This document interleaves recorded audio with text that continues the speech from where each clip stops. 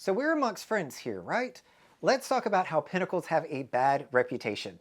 Hey everybody, it's Brandon the Weekend Cruiser, where I go on a weekend cruise just about every weekend, and I am a member of Royal Caribbean's Crown and Anchor Society in their highest tier, the Pinnacle Club. And so I know my people, us frequent floaters out here, we're sometimes a unique bunch. And so I wanted to come and talk with you all about why I think Pinnacle Club members get a bad rap. Now, this is not going to be me bashing Pinnacles. I'm definitely going to call out some of the things that we do that others can perceive as incorrect behavior or bad behavior, but it doesn't mean that we're necessarily trying to act bad. A lot of it, I think, is maybe in our delivery or just people not fully understanding a situation. But I wanted to come on here and talk about those, putting myself not only in the Pinnacle member shoes, which I clearly sit in, but also putting myself in, maybe it's somebody's first time cruise. What is their experience of us? So the first thing that I will call out is, we love Royal Caribbean, and sometimes love is blind. If you have sailed and given thousands of dollars to Royal Caribbean, you don't always see the downside. And so we stick up for Royal Caribbean more than we should sometimes. Not everybody has an amazing experience, and because we come here all the time, I think we're a lot more forgiving than other people are. So when we see people, I think this is a lot of a Facebook group situation, commenting negatively about Royal Caribbean. It may be their first or second cruise, and honestly, it might not have been up to snuff. Things that we can get over, that person may not have, and we can be very quick to almost try to invalidate your experience, taking up for, our favorite cruise ship, our favorite child, if you will. You're talking bad about them, and so it turns us off sometimes, and we forget that you don't have that same passion for cruising or for the cruise line, and we can sometimes try to invalidate that experience. The second thing that I'll say, as much as we take up for Royal Caribbean, we also don't deal well with change. So we have been in a cost-cutting environment in the cruise line industry for decades. I don't think that decades may be an overstretch. Definitely in the last 2 years, but even before that, we don't have mints on the pillow. More recently, we're down to one-day cleanings. We've got a change in crystal blocks. We have limited access to the suite lounge and coastal kitchen, and all these things sound really trivial to the outside world. But for us, we've grown really accustomed to having all these benefits. So now that they're changing, that they're taking things away from us, we kind of don't like that. And so we may go out there and voice our opinion sometimes on, gosh, I don't have access to the coastal kitchen, or there wasn't filet at the Pinnacle Club lunch this week. Those are all things that I hear very frequently, and people look at us and go, wow, that's an entitlement mentality. And look, Royal Caribbean owes us absolutely nothing as Pinnacle Club members. But being a Pinnacle member, there's definitely a level of mentality of entitlement that comes with it, because a loyalty program is supposed to reward you for paying thousands of dollars, sticking with the cruise line. And we are celebrated on the cruise ship for reaching certain milestones. We're giving all sorts of benefits. And so once we get there, we're recognized for that 700 milestone achievement, and we think that we've earned it. We have done our part, and now we get these benefits. So now to see those slowly being eroded away, and again, nobody owes us anything, it's just sometimes a tough pill for us to swallow.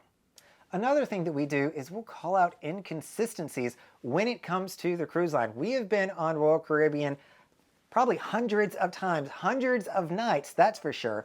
And so we know how to do things. We know the correct way that they can do it. Doesn't mean policies can't change, but there are a lot of crew members who this is their very first contract. Since COVID, we've had a lot of first-time contracts coming up, and people just don't always know the correct way to do certain things. And so us as Pinnacle members, if we're requesting something and they're saying it can't be done or it's done a different way, we are very quick to try to correct them or train them and tell them the correct way to do it. And sometimes we'll even dig our heels in. I have seen people escalate things on how to get somebody to do something correctly, something we know is right, and they're just unfortunately not trained on how to do that certain thing. To others that are out there, maybe we're standing in line at guest services, we're standing at a bar trying to insist on something, and we're digging our heels in. Everybody around us is looking at us, holding up the line, making a little bit of a scene, and acting more entitled, that we deserve something that everybody else shouldn't get, because they might not know that what the person is saying is not actually the way that it should be done. So this next one here is probably my biggest pet peeve that I have when sailing and interacting with other Pinnacle Club members. Granted, this can be anybody. You don't have to be a Pinnacle Club to do this one, but it is the competition, the involuntary competition of bragging about how many cruises we've all been on. So how many times have you been on a cruise and you see people getting into, you know, a one-up situation where everybody's saying, well, I've done this cruise, I've done that cruise, I've gone on this many cruises, I've done that many. And it's just this back and forth trying to keep one-upping everybody. That is probably my biggest pet peeve that I have with people who have cruised a lot. Now, I know in this video, I'm not going to mention everybody's pet peeves, but let me know down in the comments, what are some things that really grind your gears or a pet peeve when you come on a cruise ship? Now, the reason why a lot of us, you know, have this informal competition, if you will, on who sailed the most is because the Crown and Anchor Society has kind of built into us this top tier mentality.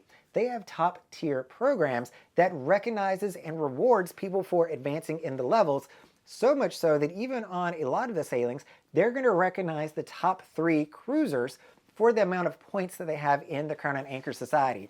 Just as a quick note, I've got a certificate here from Freedom of the Seas that I am the top cruiser this weekend.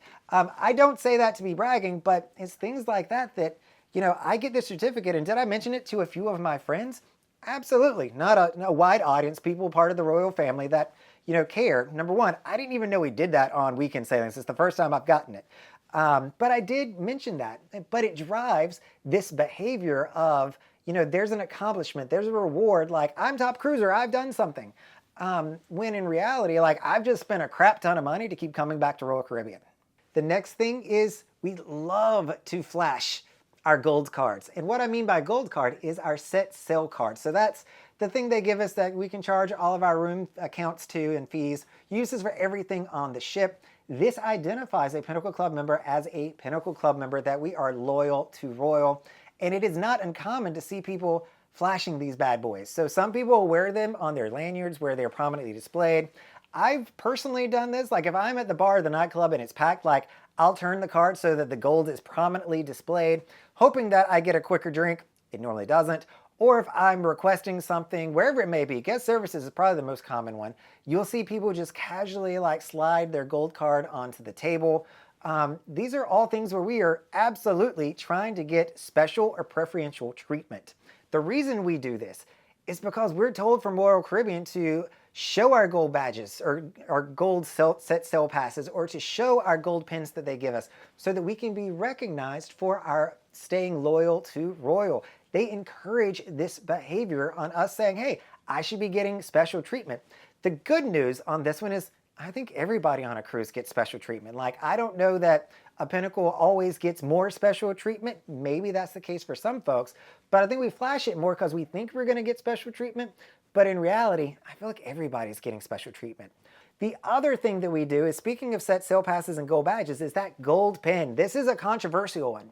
On the surface, I see absolutely no issue with wearing your gold badge that's got your name on it. Kind of makes us look like we work here a little bit. I get that.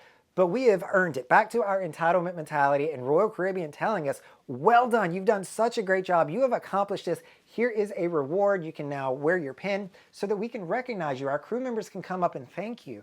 And so a lot of people wear their name badges. I have no issue with that. I wear mine every now and again. Granted, it's broken right now, so I can't wear it. But I will wear it every now and again to a top tier event where I feel like it's just more appropriate, but I don't find fault with people that wear them throughout the ship so that crew members can recognize them and they know that they are a Pinnacle member. Where I think people take issue with this one is if you're wearing it at places that are not Royal Caribbean. If you're wearing it maybe at the airport on your way to a cruise, or maybe you're wearing it in port. I've even seen people wearing it in swimming pools, which is part of Royal Caribbean, but they pin it up to their bathing suit. I think that a lot of us see that that's just going, that's a little extra. Like, we get that you're Pinnacle, we get that you want to wear your name tag and be recognized. That's absolutely fine. But I think people on the outside look and go, oh wow, like they're taking that one step too far. I'm not sure that that's what was intended with it. And so that's where people look at us and scratch their head a little bit, just trying to figure it out. Again, nothing wrong with it. I say that it is your pin. Wear it whenever, however you want to. As a Pinnacle Club member, I'm guilty of many of these things, and I've given you all examples on how I have done these. But I know that there's things that I probably do that other people go, oh wow, Brandon, like that's why you have a bad rap. I try to think in my mind that a lot of this is all in how you go about it. I think there are right ways and wrong ways to do certain things that differentiate between having a good reputation and a bad reputation. I think that it's also just in how we tell stories, how we engage other people on the ship, and not always making it about us and our amazing cruising experience. Look, we've got tons of cruise stories that we can share, but we don't want to mistakenly try to invalidate someone else's experience or take away that their first cruise that they've ever done is a momentous experience for that family or that group of people or that solo cruiser. All right, everybody, this is Brandon, the Weekend Cruiser. Hoping to see you on a weekend cruise soon.